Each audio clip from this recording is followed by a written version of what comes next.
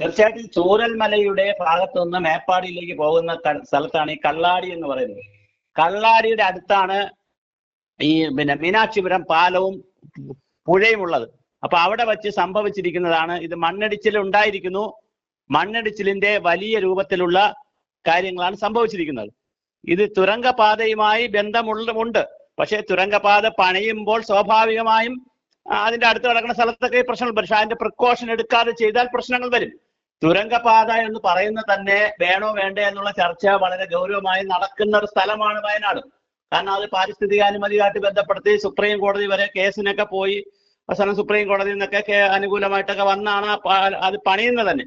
പക്ഷെ നമ്മളെ സംബന്ധിച്ചിടത്തോളം, ദുരന്ത പോയിന്റ് ഓഫ് വ്യൂവിൽ സംബന്ധിച്ചിടത്തോളം വികസനവും മറ്റു കാര്യങ്ങളൊക്കെ ആവശ്യമുണ്ട്. പക്ഷെ വയനാട് പോലുള്ള ചൂരൽമല പോലുള്ള സ്ഥലങ്ങളിൽ അവിടെ ഉരുൾപൊട്ടിയപ്പോൾ പോയിട്ടുള്ള ശാസ്ത്ര സാങ്കേതിക വിദഗ്ധരും പോയി കണ്ടവരും ഒക്കെ പറഞ്ഞതാണ് ആ പ്രദേശമാകെ വളരെ സെൻസിറ്റീവ് ആയിട്ടുള്ള പ്രദേശമാണ്, അത് ശ്രദ്ധിക്കണം എന്ന് പറഞ്ഞതാണ്. പക്ഷെ അതിനനുസരിച്ചുള്ള സംവിധാനങ്ങൾ ഉണ്ടാവുന്നില്ല എന്നുള്ളത് വളരെ പ്രധാനം. അതിനേക്കാൾ പ്രധാനം, കേരളത്തിൽ ഈ സംഭവം നടന്നതിന് ശേഷം NDRFകാർക്കും ഫയർഫോഴ്സുകാർക്ക് പോലും അവിടെ എത്താൻ കഴിയുന്നില്ല. മീനാക്ഷി പാലത്തിന്റെ പുറത്ത് ടൺ കണക്കിന് മണ്ണ് വന്ന് കിടക്കുന്നു. അതിന്റെ അടിയിൽ തൊഴിലാളികൾ ഉണ്ടെന്ന് പറയുന്നു. അങ്ങനെ ഒരുപാട് വാഹനം ഉണ്ടെന്ന് പറയുന്നു. അപ്പൊ അതുകൊണ്ട് എത്താൻ കഴിയുന്നില്ല. പ്രാദേശിക ആളുകളാണ് എത്തുന്നത്. ഈ പ്രാദേശിക ആളുകൾക്കൊന്നും ചെയ്യാനും പറ്റുന്നില്ല. അപ്പൊ ഇത് വളരെ ഗൗരവമായ ഒരു വിഷയമാണ്. കേരളത്തിൽ നമ്മൾ ഉരുൾപൊട്ടൽ കാലത്തും പ്രളയകാലത്തും പറഞ്ഞതാണ്. അന്ന് ആ ഗവൺമെന്റ് അത് അങ്ങനെ അതായതാന്നൊക്കെ പറഞ്ഞ് ചില കാര്യങ്ങളൊക്കെ ഗവൺമെന്റ് പറഞ്ഞു.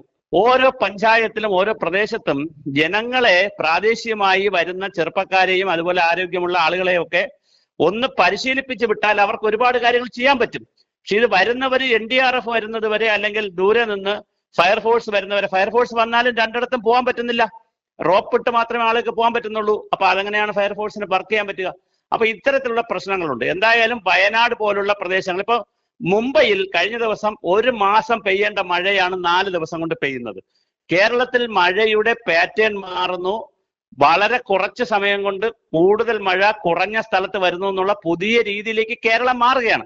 പക്ഷെ അതിനനുസരിച്ച് കേരളം സജ്ജമായിട്ടുണ്ടോ എന്നുള്ളതാണ് ചോദ്യം. ഈ മാറുന്ന മഴയ്ക്കനുസരിച്ചും സംവിധാനങ്ങൾക്കനുസരിച്ചും നമ്മൾ മാറി ചിന്തിക്കുകയോ അതിനനുസരിച്ചുള്ള ദുരന്ത പ്രതിരോധ പ്രവർത്തനങ്ങൾ നമ്മൾ ചെയ്യുന്നുണ്ടോ എന്നുള്ളതാണ് വളരെ ഗൗരവം. പക്ഷെ ഇപ്പോൾ ഒരു ട്രാൻസിഷൻ പീരീഡ് ആണ്. ഗവൺമെന്റ് വന്നതേ ഉള്ളൂ, 1 മാസമേ ആവുന്നുള്ളൂ.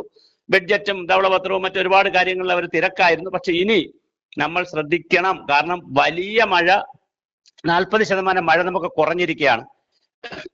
പക്ഷെ കുറഞ്ഞ മഴ വീണ്ടും തീർച്ചയായും കേരളത്തിൽ വരും. അപ്പോൾ മുമ്പോട്ടുള്ള ദിവസങ്ങൾ ഇതുപോലുള്ള പ്രശ്നങ്ങൾ വരാൻ സാധ്യതയുണ്ട്. ഇന്ന് കേരളത്തിലാകെ മഴയില്ല, പക്ഷെ വയനാടിൽ ശക്തമായ മഴയാണ്. അപ്പൊ അതുകൊണ്ട് മഴയുടെ ഈ വന്നിട്ടുള്ള പാറ്റേൺ കൂടി മനസ്സിലാക്കി നമ്മുടെ ഒരു ഭൂമിശാസ്ത്രപരമായ കാര്യങ്ങൾ പഠിക്കാതെ ഇരുന്നാൽ ഈ ദുരന്തങ്ങൾ കൂടുതൽ ആവർത്തിക്കുക തന്നെ ചെയ്യും. ഇപ്പോൾ വയനാടിനെ സംബന്ധിച്ച് ഇത് ആദ്യമായിട്ടല്ല, കഴിഞ്ഞ വർഷവും നമ്മൾ ഇതേ ദുരന്തം കണ്ടതാണ്. എന്നാൽ ഇതിൽ നിന്നൊന്നും തന്നെ പാഠം പഠിക്കുന്നില്ല എന്നുള്ളതാണ്. ഇതിപ്പോ നിലവിലുള്ള സൂചനകൾ അനുസരിച്ചുകൊണ്ട് മനുഷ്യനിർമ്മിത ദുരന്തം എന്ന രീതിയിലൊക്കെ വ്യാഖ്യാനിക്കാൻ കഴിയുന്ന ഒരു സാഹചര്യമാണ്. ഈ തുരങ്ക നിർമ്മാണ മേഖലയിൽ പാരിസ്ഥിതിക പഠനം നടത്താതെയും അതുപോലെ തന്നെ പരിസ്ഥിതി ലോല മേഖലകളിൽ എങ്ങനെയാണ് പ്രവർത്തനം നടത്തേണ്ടത്, ഇത്രയധികം മണ്ണ് കൂട്ടിയിടാമോ, അങ്ങനെയൊക്കെയുള്ള ചോദ്യങ്ങൾ അവശേഷിക്കുന്നുണ്ട്. അതിനെക്കുറിച്ചൊക്കെ തന്നെ വ്യക്തമായൊരു പഠനമോ ശാസ്ത്രീയമായിട്ടുള്ള നീക്കങ്ങളോ ഒന്നും തന്നെ നടത്താതെയാണോ ഈ നിർമ്മാണ പ്രവർത്തികൾ മുന്നോട്ട് പോയത് എന്നുള്ള ചോദ്യം കൂടിയുണ്ട്. അതായത് കവളപ്പാറ, പുത്തുമല, ചൂരൽമല ഇങ്ങനെ തുടങ്ങിയ സ്ഥലങ്ങൾ ഈ വയനാട് ജില്ലയുടെ വിവിധ ഭാഗങ്ങൾ, അവസാനം ചൂരൽമലയാണ്, അതിന് മുമ്പേ പുത്തുമല, അതിന് മുമ്പേ കവളപ്പാറ, ഈ പറഞ്ഞ പ്രദേശങ്ങളൊക്കെ അടുത്തടുത്ത് കിടക്കുന്ന നമ്മൾ ഈ അടുത്തെന്ന് പറയുമ്പോൾ 1 കിലോമീറ്റർ 2 കിലോമീറ്റർ ദൂരെ കിടന്ന പറയും ദൂരം. അങ്ങനെയല്ല. പ്രകൃതിയെ സംബന്ധിച്ചിടത്തോളം 10 കിലോമീറ്റർ 20 കിലോമീറ്റർ ഒന്നും പ്രകൃതി വലിയ ദൂരമല്ല. ഭൂകമ്പം ഉണ്ടാകുന്നതിനോ അഗ്നിപർവ്വതം പൊട്ടുന്നതിനോ ലാവ പുറത്ത് വരുന്നതിനോ മലയിടുന്നതിനോ ഒന്നും ഒരു 5 കിലോമീറ്റർ 10 കിലോമീറ്റർ ഒന്നും പ്രകൃതിക്ക് ഒരു വിഷയമല്ല. അത് ഒറ്റ യൂണിറ്റ് ആയിട്ട് കിടക്കുന്നതാണ്. അപ്പൊ അങ്ങനെ കിടക്കുന്ന സ്ഥലത്ത് തീർച്ചയായിട്ടും ഈ വരുന്ന ദുരന്തങ്ങൾ അറിഞ്ഞുകൊണ്ടുള്ള പാഠങ്ങൾ നമ്മൾ പഠിക്കുന്നുണ്ടോ എന്നൊരു വലിയ ചോദ്യം താങ്കൾ ചോദിച്ചു. അത് വളരെ പ്രസക്തമാണ്. നമ്മൾ ഓരോ ദുരന്തം വരുമ്പോഴും ഇങ്ങനെ അങ്ങനെ എന്നൊക്കെ പറയും. പക്ഷെ അത് കഴിയുമ്പോൾ വീണ്ടും നമ്മൾ കരയിൽ കയറി പോകും, അല്ലെ വീട്ടിൽ കയറി പോകും. പിന്നെ നമ്മൾ ഒരു പാഠവും പഠിക്കുന്നില്ല, ഒന്നും ചെയ്യുന്നില്ല. ഈ പരിസ്ഥിതി ആഘാത പഠനം എന്നൊക്കെ പറയുന്നത് പലപ്പോഴും ഒരു ചടങ്ങിന് വേണ്ടി നടത്തുന്ന ഒരു പരിപാടിയായിട്ടല്ലാതെ അതിന്റെ ഒരു പ്രിക്കോഷൻ ഒന്നും ആരും എടുക്കാറില്ല. പ്രത്യേകിച്ച് നിർമ്മാണ മേഖലയിലൊന്നും. മുല്ലപ്പെരിയാർ പണിതപ്പോൾ 100 കണക്കിന് ആളുകൾ മരിച്ചു, അന്ന് മനസ്സിലാവും. പക്ഷെ അന്ന് സാങ്കേതിക വിദ്യ ഇല്ല, അന്ന് വലിയ പ്രശ്നമാണ്. പക്ഷെ ഇപ്പൊ അതല്ലല്ലോ. അത്യാധുനികമായ AI സാങ്കേതിക വിദ്യയൊക്കെ ഉള്ള കാലത്ത് വളരെ കൃത്യമായി നമുക്ക് നിർമ്മാണ പ്രവർത്തനങ്ങൾ നടത്തുന്നതിനെ സംബന്ധിച്ചും എൻവയോൺമെന്റ് ഇമ്പാക്ട് അസസ്മെന്റ് നടത്തുന്നതിനെ സംബന്ധിച്ചൊക്കെ വലിയ സാങ്കേതിക വിദ്യകൾ നാട്ടിൽ ലഭ്യമാണ്. പക്ഷെ അതൊക്കെ പ്രയോജനപ്പെടുത്തിക്കൊണ്ട് അല്ലാതെ വരുമ്പോഴാണ് ഇത്തരത്തിൽ ദുരന്തങ്ങളൊക്കെ നമുക്ക് ഒന്നൊന്നായി മുന്നിൽ വന്ന് വീഴുന്നത്. ശരി സാർ. അപ്പോ ഈ ഒരു ദുരന്തങ്ങൾ ഇങ്ങനെ തുടർക്കഥയാവുന്ന ഒരു സാഹചര്യം ഇടുക്കിയിൽ കണ്ടു, വയനാട് കണ്ടു, അതുപോലെ തന്നെ ചെറിയ രീതിയിലുള്ള ഉരുൾപൊട്ടലുകളും മറ്റ് സംഭവങ്ങളും ഒക്കെ തന്നെ നമ്മൾ പല വാർത്തകളിലൂടെ കാണുന്നുണ്ട്. ഈ മഴ ഇങ്ങനെ പെയ്തിറങ്ങുന്ന സാഹചര്യത്തിൽ പൊതുവെ മഴയുടെ തോത് കുറവാണെങ്കിൽ പോലും ഒരു പ്രദേശത്ത് കൂടുതൽ മഴ പെയ്തിറങ്ങുന്ന സാഹചര്യത്തിലല്ല ഇത്തരം ദുരന്തങ്ങൾ സംഭവിക്കുന്നത്. അതിന് അതായത് നമുക്ക് മഴയുടെ പാറ്റേൺ മാറി. രണ്ട് കാര്യങ്ങളാണ്. ഒന്ന്, മേഘവിസ്ഫോടന രൂപത്തിലേക്ക് മഴ മാറി. രണ്ട്, ട്രോപ്പോസ്ഫിയറിൽ നിന്ന് താഴ്ന്ന നിലകളിൽ നിന്ന് പെയ്തിരുന്ന മഴ മറ്റ് രീതിയിലേക്ക് വേറെ അതിന്റെ ലെയർ, മഴ പെയ്യുന്ന ലെയറുകൾ മാറുന്നു അന്തരീക്ഷത്തിൽ. അതിന്റെ ശക്തി കൂടുന്നു, മഴത്തുള്ളിയുടെ ശക്തി കൂടുന്നു.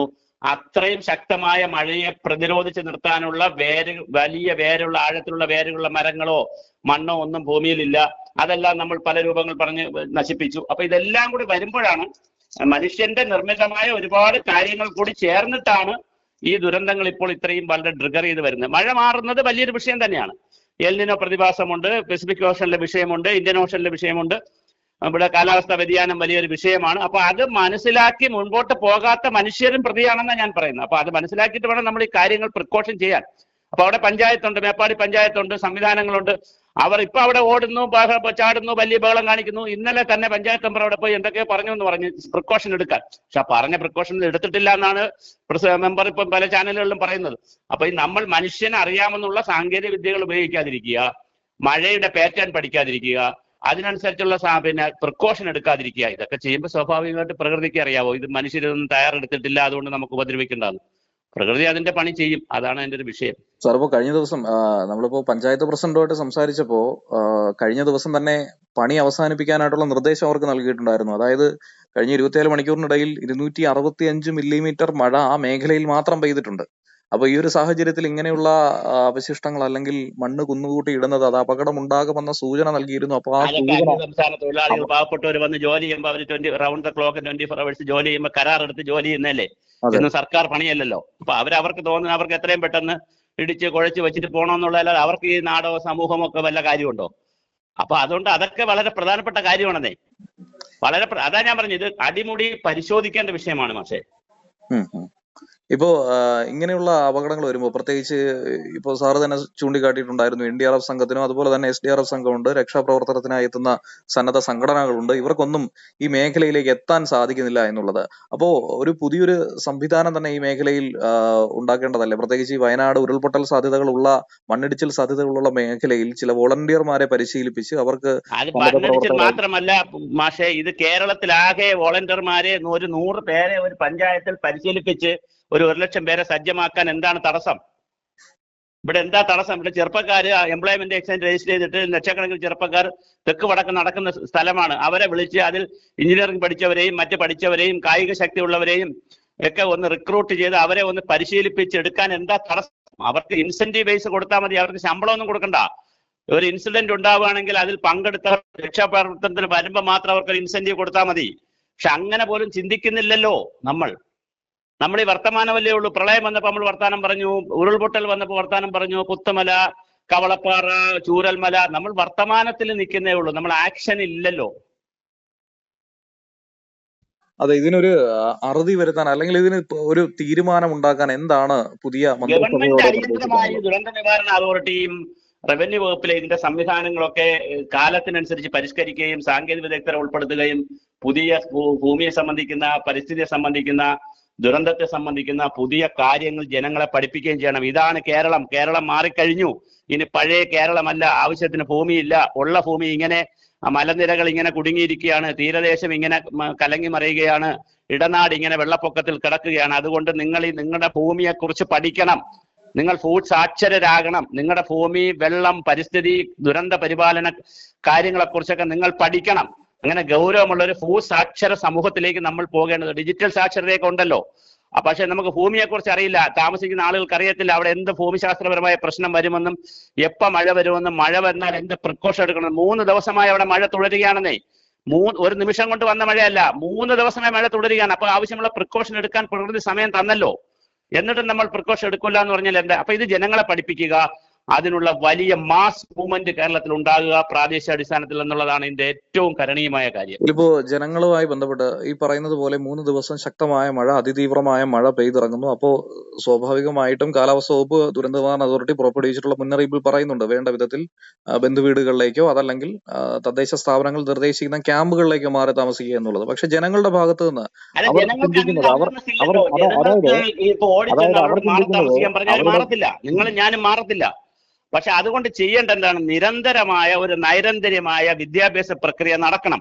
നിങ്ങൾ താമസിക്കുന്ന സ്ഥലം ഇതാണ്, ഇവിടെ ഈ പ്രശ്നമുണ്ടെന്നുള്ള അവർ അപകടത്തിൽ പെടുന്നതിന് മുമ്പേ അവരെ കൃത്യമായി അവരെ എഡ്യൂക്കേറ്റ് ചെയ്യണം. സ്കൂളുകളിലും കോളേജുകളിലും വീടുകളിലും സംവിധാനങ്ങളിലും അവരെ എഡ്യൂക്കേറ്റ് ചെയ്യണം. എഡ്യൂക്കേറ്റ് ചെയ്താൽ അവർ മാറും. ഒറീസയിൽ മാറുന്നുണ്ടല്ലോ, ബീഹാറിൽ മാറുന്നുണ്ടല്ലോ, ഒരു വിദ്യാഭ്യാസം ഇല്ലാത്ത ആളുകൾ മാറുന്നില്ലേ? അപ്പൊ അത് മാറും. പക്ഷെ ആ തരത്തിലുള്ള തയ്യാറെടുപ്പ് നടത്തുക എന്നുള്ളതാണ് ഗവൺമെന്റ് ചെയ്യേണ്ടത്. ഏറ്റവും പുതിയ വാർത്തകളും വിശേഷങ്ങളും വിരൽത്തുമ്പിലറിയാൻ സീ മലയാളം ന്യൂസ് എല്ലാ ഡിജിറ്റൽ പ്ലാറ്റ്ഫോമുകളിലും ലഭ്യം.